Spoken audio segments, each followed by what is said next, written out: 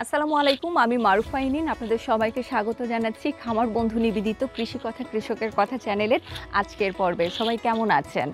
আচ্ছা, এই মুহূর্তে আমি বলতে চাই সেটি হচ্ছে আমার পরিচিত অনেক খামারি ভাই ও বোনেরা আপনারা ব্যবহার করা শুরু করেছেন খামার বন্ধু অ্যাপটি। তো যারা ব্যবহার করছেন আর যারা ব্যবহার করছেন তাদের সবার জন্যই আরও একটি সুসংবাদ হচ্ছে, খামার বন্ধু অ্যাপে যুক্ত হয়েছে দুটো অপশন। একটি হচ্ছে রোগ পরিচিতি, আরেকটি হচ্ছে ওষুধপত্র। আর দেরি না করে খামার বন্ধু অ্যাপটি আপনিও ডাউনলোড করে নামিয়ে ফেলতে পারেন আপনার মোবাইলে। আজকে আমি এসেছি বাগেরহাট জেলার বাহিরদিয়া গ্রামের রিপন শেখের বাড়িতে। চলুন রিপন শেখের সাথে কথা বলা যাক।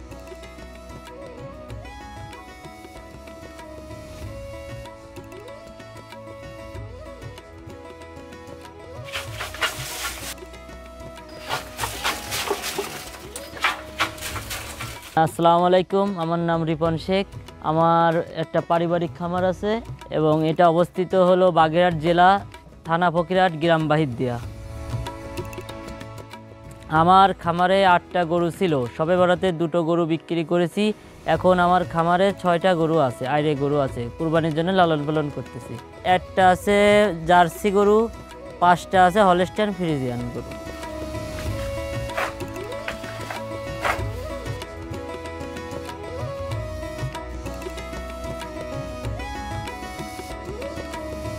আসলে প্রথমে আমি শখের বশে 2টো গরু কিনছিলাম, লালন পালন করে আমি খুব ভালো বুঝলাম এবং আমার সেই 2টো খুব ভালো হলো।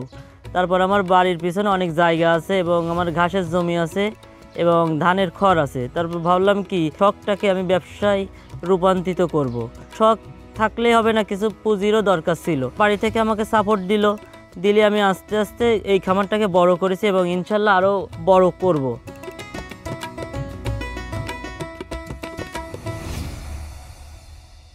এই হচ্ছে আপনার বাড়ি। হ্যাঁ, এটা বাড়িটা খুব আমাদের সুন্দর, হ্যাঁ, মাশাআল্লাহ। গ্রামের ভিতরে।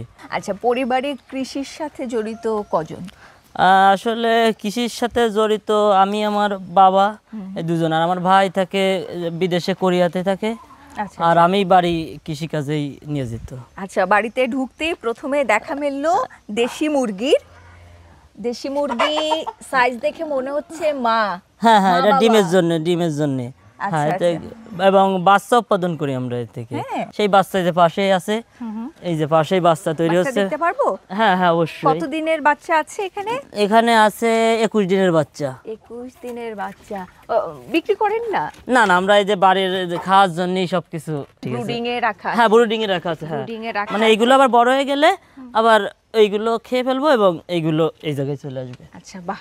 নিজেদের চাহিদা চাহিদা পূরণের মেটানোর জন্য জন্য, হ্যাঁ, যতটুকু করা ততটুকু, হ্যাঁ, করছেন। হ্যাঁ। গলা ছিল মুরগি, মানে দেশীয় জাতের মধ্যে মুরগি, এখনো হ্যাঁ, একদম দেশি, ফুল পিওর দেশি একদম। এটি দেখলে বুঝবেন যে এর সাথে অন্য কিছু মেলানো নাই, এটা হ্যাঁ, হ্যাঁ, দেশি পিওর জাতের। দেশি, হ্যাঁ হ্যাঁ। আচ্ছা, রান্নাঘর না? এই যে, হ্যাঁ হ্যাঁ।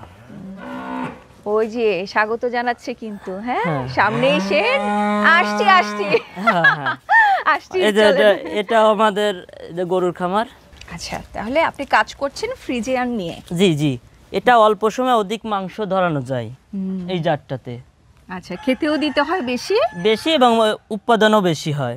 আচ্ছা, তো এই জাতটি নিয়ে কাজ করার পিছনে অনুপ্রেরণা কোত্থেকে পেলেন? কেন এই জাতটিকে নিয়ে কাজ করছেন? আসলে আমি প্রথমে আগে দেশি গরুই কিনছিলাম, আচ্ছা। কিন্তু সময় এবং যে খাবারের সাথে আমি প্রফিট ঠিক মতো করতে পারছিলাম না। আচ্ছা আচ্ছা। তারপরে আমার বন্ধু এই গরুর জগতে আছে, সুমন পাল, সে আমাকে পরামর্শ দিল যে ভাই আপনি ফ্রিজিয়ানের ভিতর আসেন, অল্প সময় আপনি যে খাবার দিয়ে আপনি উৎপাদনটা ঠিক মতো করতে পারবেন। পরে আমি ফ্রিজিয়ানের দিকে ঝুঁকলাম, পরে কথা কাজে মিল হলো এবং সেই ধরেই ফ্রিজিয়ানে। আচ্ছা, এই যে অল্প সময়ে ওদের গ্রোথ ভালো দেখছেন, সেক্ষেত্রে খাবারটা গুরুত্বপূর্ণ ভূমিকা রাখছে। হ্যাঁ, তো খাবারে কোনো গরমিল করছেন না তো? খাবার কি ধরনের? হ্যাঁ, আসলে যে আমি এই সেক্টরটাই যে একটু লাভের মুখ দেখতে পাচ্ছি, তার প্রধান কারণ হলো আমার ঘাসের জমি আছে এবং বাড়ি ধান হয়, সে ধানের কুটো, ওইটার জন্য। নাহলে যে টিকে থাকা খুব কষ্ট হতো। আপনার ওই যে দেখতেছেন কচি ঘাস আপনার সামনেই কাটলাম একটু আগে, ভুসি, এইগুলো খাতে দিচ্ছি।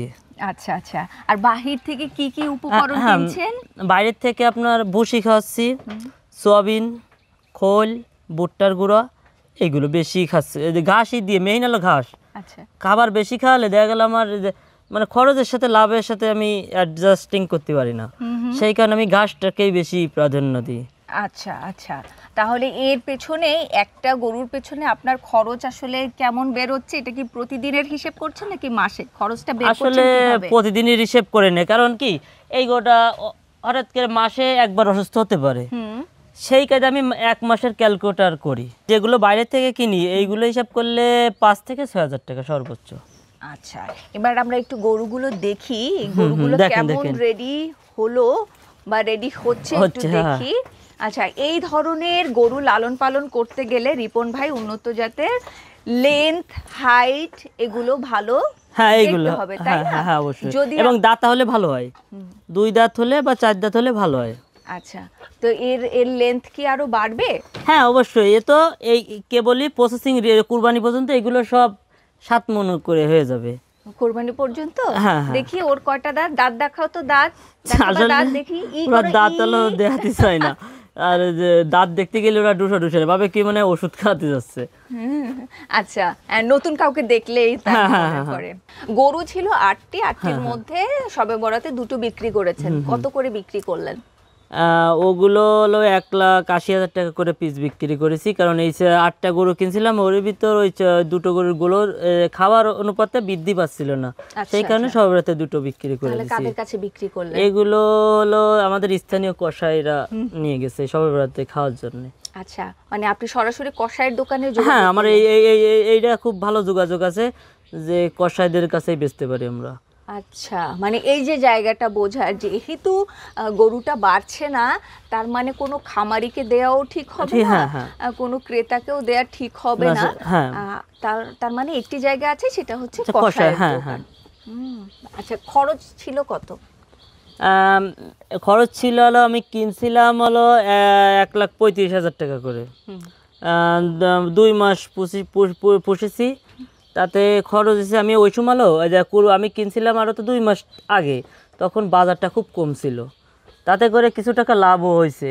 আপনার 30,000 টাকা দিয়ে একটা কিনছিলাম, একটা 35,000 টাকা দিয়ে কিনছিলাম, তাতে 2 মাসে 10,000 খরচ হয়েছে, 10,000 তাতে মনে করেন 40,000 টাকা করে একটা খরচ দাঁড়াইছে, তাতে করেও 30-35,000 টাকা এমনি এনিথিং ওষুধ মশুদের খরচ আছে, তো তারপরেও 30,000 টাকা করে লাভ হয়েছে, কারণ ওই সময় বাজার খুব কম ছিল, তখন কিনা ছিল শীতকালে, ডিসেম্বর মাসের আগে, নভেম্বরের শেষের দিক কিনছিলাম।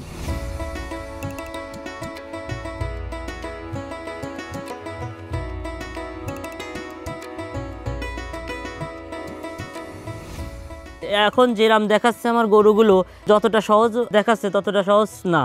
আমি অনেক বাধাগ্রস্ত হচ্ছিলাম, আমার গরু মানে রোগ নির্ণয় করতে পারছিলাম না, আমার গরু ইতিমধ্যে একটা গরু মারাও গেছিলো।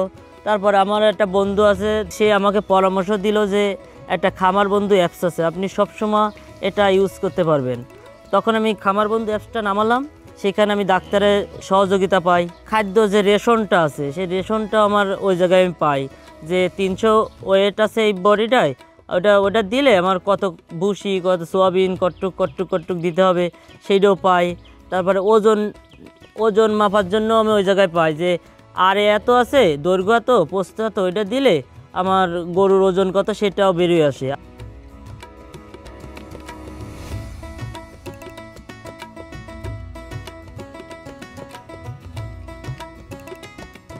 সামনেই কিন্তু কোরবানির ঈদ, এই ঈদকে কেন্দ্র করে অনেক মাধ্যমে অনেক ধরনের তথ্য কিন্তু আপনারা ইউটিউবের মাধ্যমে দেখতে পাবেন।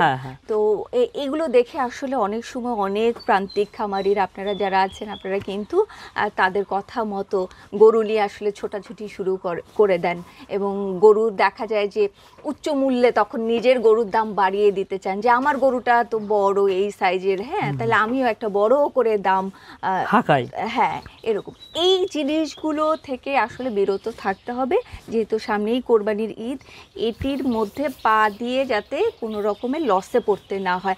আপনি আসলে এটিকে কিভাবে দেখেন? আসলে আমরা তো প্রান্তিক চাষি, আসলে ওই যারা ওই যে বড় বড় ফার্ম দেখে ফলো করে, তারা সেই ফলো যদি আমরা করতে যাই তাহলে তো হবে না, এবং তাদের যে কস্টিং আর আমাদের কস্টিং একও না, কারণ তারা যে ঘাস কুটো সব কিনে খাওয়াতে হয়, আমাদের তো সব বাড়ির, তা ওই ফাঁদে পড়লে তো তার গরু সব থেকে যাবে এবং বড় লসের শিকার হতে হবে, ওইরকম কোনো সুযোগ নেই। শিক্ষিত মহল যেহেতু সেহেতু সুযোগ নেই।